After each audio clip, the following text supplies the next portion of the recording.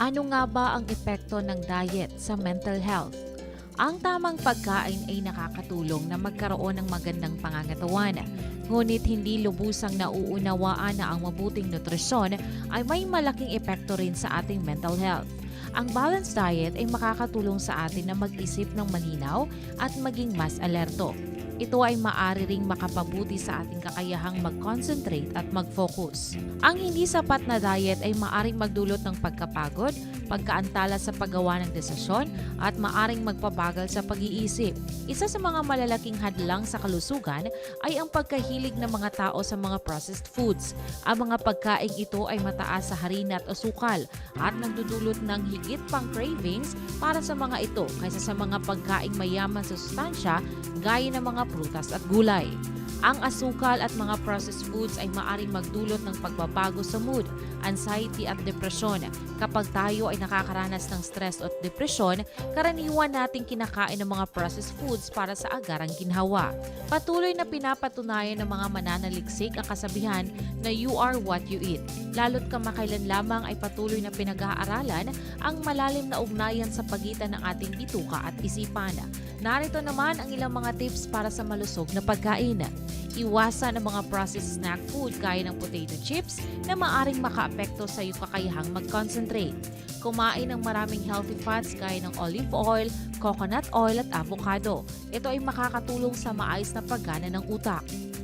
Pakinggan natin si Mrs. Agapita Bujungan sa kanyang testimonya kung saan magaling na siya ngayon dahil sa pagsunod at paggamit ng Doc Alternativo products. Ako sa Agapita Bujungan, taga Lapagan NCC, ang akong edad is 88, wow. Sa una, wala pa ko diri sa Doc Alternativo, daghan kayo ko gibate. Ang akong gibate, tibuok lawas, tungod kay mag-uumam eh. Dayon, inikabuntag, manugway, mga tugwayon, dayon, mangrampas pa gani, tanan muluwaton sa uma. Ako yung apilan. Okay. O sa pagkanunod ako sa radyo, kay lagi ko bitabang nila, kay lain na kita ay kong lawas. Dayon, inikakit sa kong lawas, lain mo, kuyo dinit ako ang yung puso ng murag bato, ako kayo. Dayon murag, maunang to sinidanan na dali kong tabangan nila. Human sa silinsing, kahinay-hinay o kawala ang akong dibate. O dayon, ginjikan ko atong kami CIB dito pagbuo. Okay. Nawala bilang akong dibate. O daghan kay ko pasalamat sa akong buhay na Diyos. Nga nag-ani ko sa Doc Alternativo. Ang akong kasay-say sa wala pa nag-ani sa Doc Alternativo, akong nakito na ang Doc Alternativo, ayo ang kambal.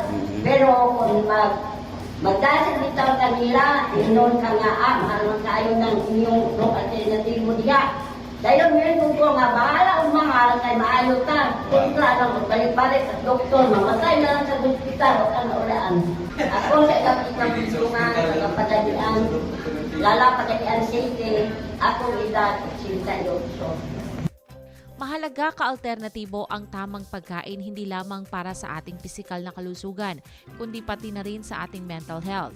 Ang tamang pagkain ay makakatulong sa atin na magkaroon ng malinaw na pag-iisip at mapanatili ang mabuting kalagayan ng ating emosyon. Sa pagkain ng wasto, tayo ay nagbibigay halaga hindi lamang sa ating katawan, kundi pati na rin sa ating buong well-being. Para sa inyong mga katanungan, maaari po kayong tumawag o mag-text sa ating hotline 0946-967-3211. Ito si Daisy Aranyes para sa Balitang Pangkalusugan.